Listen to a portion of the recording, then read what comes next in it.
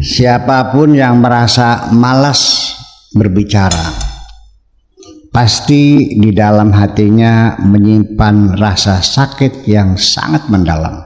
Kadang-kadang muncul keinginan menjerit sekeras-kerasnya untuk meledakkan penderitaan yang terpendam di dalamnya. Atau mungkin karena punya cita-cita yang sangat besar, sehingga ingin menutupnya supaya serapat mungkin, supaya jangan ada orang lain yang tahu, takut dibilang orang gila. Selama ini engkau, wahai kekasihku, mungkin tidak merasakan betapa aku mencintaimu, betapa aku mencintai dirimu, sehingga engkau telah menjadi jiwaku yang membuat aku tetap dapat bergerak, dan engkau telah menjadi denyut nadi yang menyebabkan aku tetap dapat bernafas.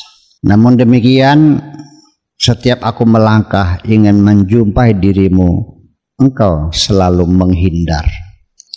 Aku tidak akan berhenti untuk berusaha dengan segala apa yang dapat kulakukan demi menggapai cintamu, sekalipun nyawaku harus melayang. Aku berharap sekali-kali engkau lepaskan kacamatamu, supaya engkau dapat melihat cintaku kepadamu lebih jelas lagi.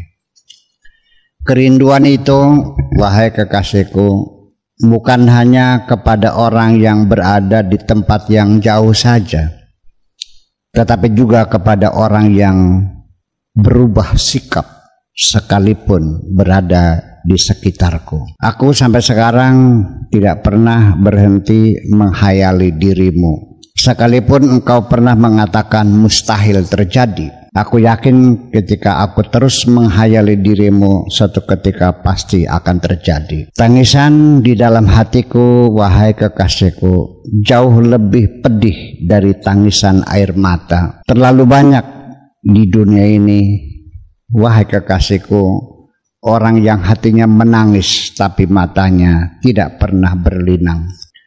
Banyak orang hebat di sekitar kita, wahai kekasihku, yaitu mereka yang selalu menghargai kebaikan orang lain sekecil apapun. Padahal aku telah memberikan segalanya kepadamu, tetapi engkau tidak pernah menghargai diriku. Memang aku tidak menginginkan penghargaanmu, yang aku inginkan adalah pengakuanmu. Kapan engkau mau berucap, aku bersaksi bahwa di dunia ini tidak ada orang yang kucintai dengan sesungguhnya kecuali dirimu, wahai kekasih. Sekalipun setelah engkau berucap demikian lalu aku jatuh pingsan, sesungguhnya aku juga punya kesombongan, dan aku dapat saja menjerit sekuat tenagaku. Aku tidak sedih, namun aku tidak punya keberanian untuk berbohong bahwa aku bahagia. Mungkin juga berasal dari kesombonganku. Aku sering menulis surat tetapi tidak pernah aku kirimkan. Aku merasakan kerinduan kepadamu tapi aku tidak pernah mengatakan. Aku merasa sakit sekali tetapi aku tidak pernah menjerit. Bahkan nanti ketika aku akan mati, aku tidak akan meminta tolong kepada siapapun. Sebenarnya aku sudah lama punya prinsip hidup untuk menjaga jarak yang aman dengan siapapun, karena seringkali aku dikecewakan dikarenakan kedekatan. Tetapi ketika aku ingin menjaga jarak dengan dirimu, ternyata aku tidak mampu. Ini pasti bukan karena terdorong, melainkan karena daya tarikmu yang luar biasa. Dulu aku pernah menduga aku bisa hidup sendirian. Kehidupan akan tetap berjalan sekalipun tanpa teman.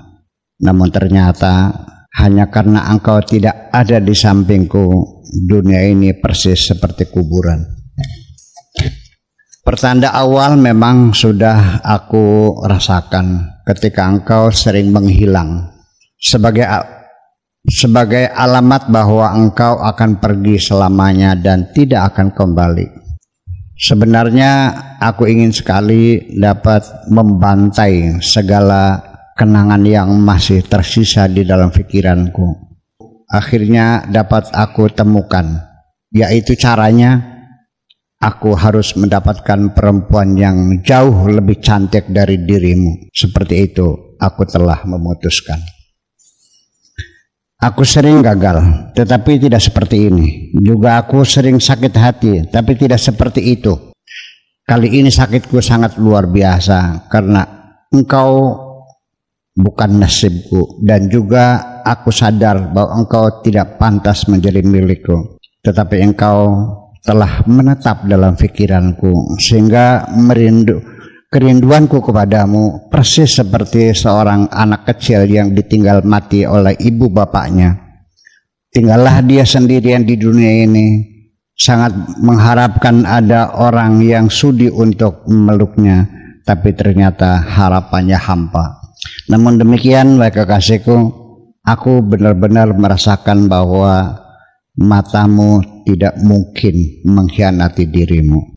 Tetapi sungguh aku tidak mengerti engkau mampu berbohong kepada matamu sendiri. Dulu aku sendiri ingin jujur dengan diriku bahwa aku telah melakukan kesalahan terhadap dirimu, sehingga aku mesti membenahi kembali pikiranku, karena aku ingin menggapai sesuatu yang mustahil, ingin membahagiakan dirimu, tapi ternyata malah engkau merasa terganggu. Sebenarnya aku sendiri tidak berubah.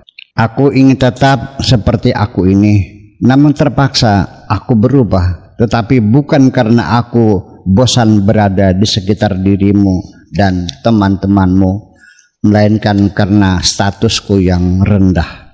Ketika aku tidak berubah, malah justru nanti yang muncul adalah kesombonganku terhadap kebanyakan orang, setelah aku mengetahui bahwa mereka itu orang-orang yang tidak layak untuk dihormati, sehingga merendahkan hatiku, dianggap mereka sebagai kehinaan. Selama bergaul bersama mereka dan juga bersamamu, bersama dirimu, aku telah mendapatkan banyak pelajaran dalam hidup ini. Antara lain, aku harus membuat garis-garis demarkasi dan batas-batas dikotomi, termasuk membangun level, kelas, dan kasta di sekitar dirimu dan teman-temanmu. Juga ini bukan karena pilihanku demikian, melainkan karena keterpaksaan yang aku dapatkan dari pelajaran hidup, supaya hal seperti itu tidak perlu terulang lagi. Perlu engkau ketahui, wahai kekasihku, bahwa aku ini memulai hidupku ini tidak dari nol. Ketika aku melangkah di jalur yang baru, aku mulai dari diriku sendiri, dari keyakinanku sendiri. Akhirnya aku mendapat pelajaran yang teramat penting dalam kehidupan ini, bahwa ketika aku sakit, tidak ada seorang pun yang ikut serta merasakan sakit, kecuali diriku sendiri. Sekalipun mungkin banyak orang yang menangis di sekitarku, tetapi tidak memberi manfaat sedikit pun. Aku sudah banyak pengalaman dari pelajaran hidup yang sangat keras, bahwa ketika aku dalam keadaan gembira, aku harus gembira bersama-sama orang lain.